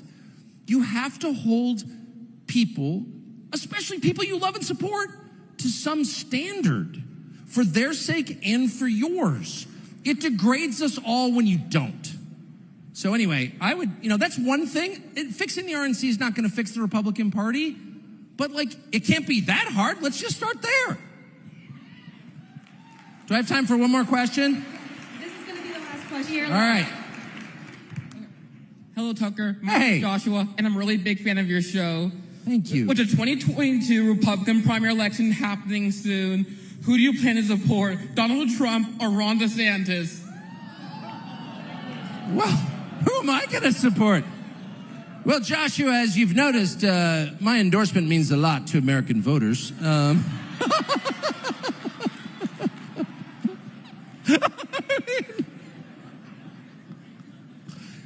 This is the new me, Joshua. I sorry to digress, but it is relevant. I just interviewed Mike Tyson, and I had no interest in interviewing Mike Tyson. I didn't know anything about Mike Tyson, what I remember him boxing, but that was it. And two really good friends of mine said, "You don't know Mike Tyson?" I was like, "How would I know Mike Tyson? I host a show on Fox." Mike Tyson is actually a wonderful person, a totally honest person, and really smart, and you should interview him. And so I did. I interviewed Mike Tyson. And my friends were absolutely right. He's one of the most interesting. I'm still thinking about what he said, believe it or not. And it's that's why life is wonderful. You're always surprised. And I was shocked by what a marvelous and good person Mike Tyson was. But one of the things that he said that I've been thinking about ever since, a week and a half ago, I said, you go out in public a lot and you're one of the most famous people in the world, and I'm sure everyone's nice to you, but some people are probably not nice. How do you feel when people criticize you? And he said, because he's extremely sincere, he said, when I feel like I'm somebody, I'm really offended by it. But when I remember I'm nobody, it's okay. And I thought, I need to be more like that. That's exactly right. I mean, let's be honest. Who cares what I think? You know what I mean? I'm not endorsing anybody. I have no idea what's going to happen in the Republican primary. I spend a lot of time in Florida, and I think Ron DeSantis has done an unbelievable job. And I mean that. I don't know DeSantis that well, but let me put it this way. People move to Florida because he's the governor. I've lived in a lot of states. I grew up in California. I've lived in D.C., Rhode Island, Arkansas. I've lived in this country for over 50 years. I know it pretty well. And I've never lived in a state where people just unbidden at dinner are I'm really, really glad we have our governor. What? I've never lived in a place where people knew who the governor was. The governor? Really? Was he here? No, I just love him. But people will literally say that about Ron DeSantis where I live. It's what? So I'm so impressed by that. I'm so grateful that Donald Trump ran in 2016. Donald Trump completely changed my view of everything. Donald Trump is why I left Washington. And he did it in a really simple way by asking questions that no one around him could answer. He showed up and said things like, why don't we have a border? Shut up! Shut up, racist! Or my personal favorite, he's like, what's the point of NATO? And you're like, and I grew up, my dad worked for the government, and I was, had a front row seat to the Cold War. It was being waged in my house. My dad worked for the government fighting the Soviets. So NATO was a great thing because it kept the Soviets from invading Western Europe. But that ended in August of 1991. But I never thought about it again until 2016 when Donald Trump brought it up. Ever. What's the point of NATO? And I thought, that's a great question. What's the answer? And all my neighbors are like, shut up, racist! Shut up! And that's when I realized, oh, wait, I live in a city where nobody can defend what we're doing. And if people can't defend what they're doing, they shouldn't be doing it. It's really simple. If you can't defend what you're doing the wrong thing. If you're doing it in secret, you're doing it for a reason in secret because you're doing the wrong thing. Secrecy abets evil. And if you have an entire system built on secrecy, where they won't release the Kennedy files after 59 years because they were involved in it, actually. And that's true. It's not speculation. Then you've got a really rotten system. And who I think am pretty observant, I wouldn't have known any of that until Trump showed up. And I started asking these kind of autistic, simple questions why are we doing it that way? Shut up, racist! And it's exposed the whole thing, and I'm so grateful to have seen that. And I should also add, since why not, I actually love Donald Trump as a guy. And I know Trump. I've known Trump for 20 years because I work in the media, you know. And I just have always gotten along with him. And I think he's one of the funniest people I've ever talked to in my life. I think he's got this unbelievable life force to him. Talking to Trump, especially when it's not an interview, you don't actually want to interview Trump. That's a nightmare because you can't get him to answer any questions. Because it's the Trump train. You can get on or off, but you can't steer it. Yeah, don't ever interview Trump. But talking to Trump is one of the great joys, one of the great animal joys of life, because he exudes this kind of animal joy. And I love that. And I do. And the characterizations of Trump as like this force of evil. It's like, no, that's Liz Cheney. I'm sorry. That's not. Like, what are you even talking about? I mean, I think, and I've said it, I mean, I criticize my own children, and they're not allowed to criticize me. Just kidding. But I think there are plenty of things to criticize about Trump. I mean, he's a human being, but the idea that he's like this personally some monster is like absurd. It's like it's just another lie. They always tell the opposite of the truth. Trump is like totally charming and engaging and fun and interesting. And the last thing I'll say about Trump that I really love is that his insights into people, which are always expressed in this, because I use words for a living, so I notice how people express things. Trump expresses himself in this way that's like completely original. But his insights into people are like, they're like unbelievable. Now, I don't think he's that great at hiring, just being honest, to put it mildly, but into other people, like, what do you think of so-and-so? And Trump will sum them up perfectly. World leaders, that's who this person is. It's like, it's truly a gift. So there's so much I like about Trump. And fundamentally, I agree with him, you know, on the big things, on immigration, foreign policy. I strongly agree with him. So, like, you know, thank heaven I don't have to think through how this is going to end. I mean, at this point, it does seem like two, like, forces moving toward one another at high speed. And how can that go well? And the answer is, I have no idea. I have no idea what's going to happen.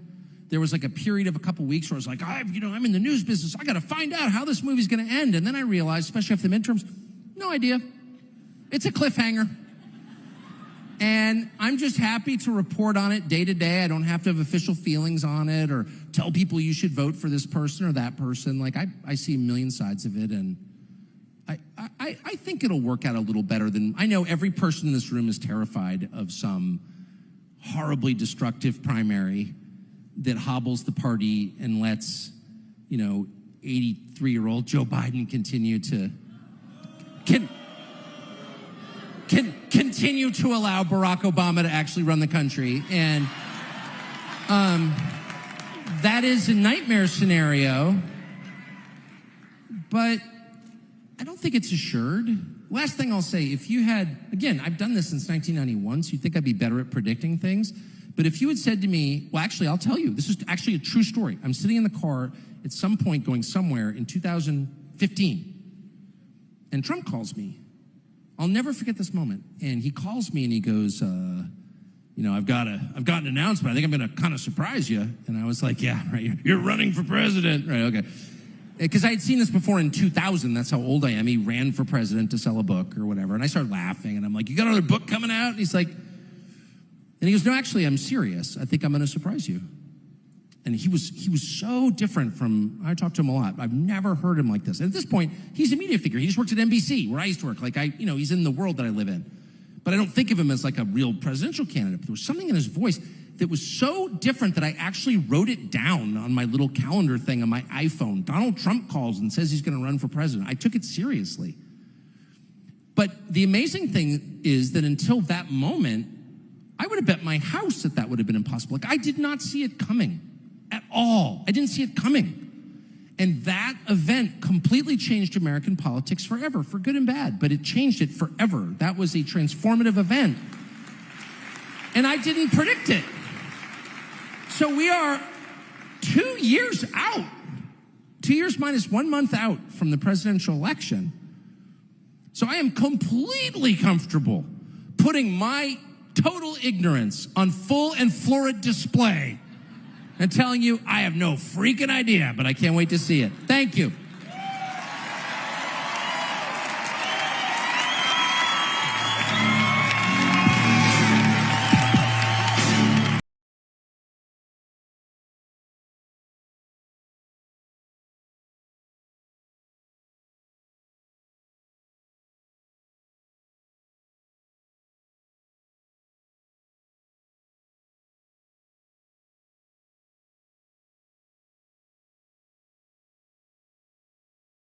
Buddy, what an opening session, huh? It was incredible.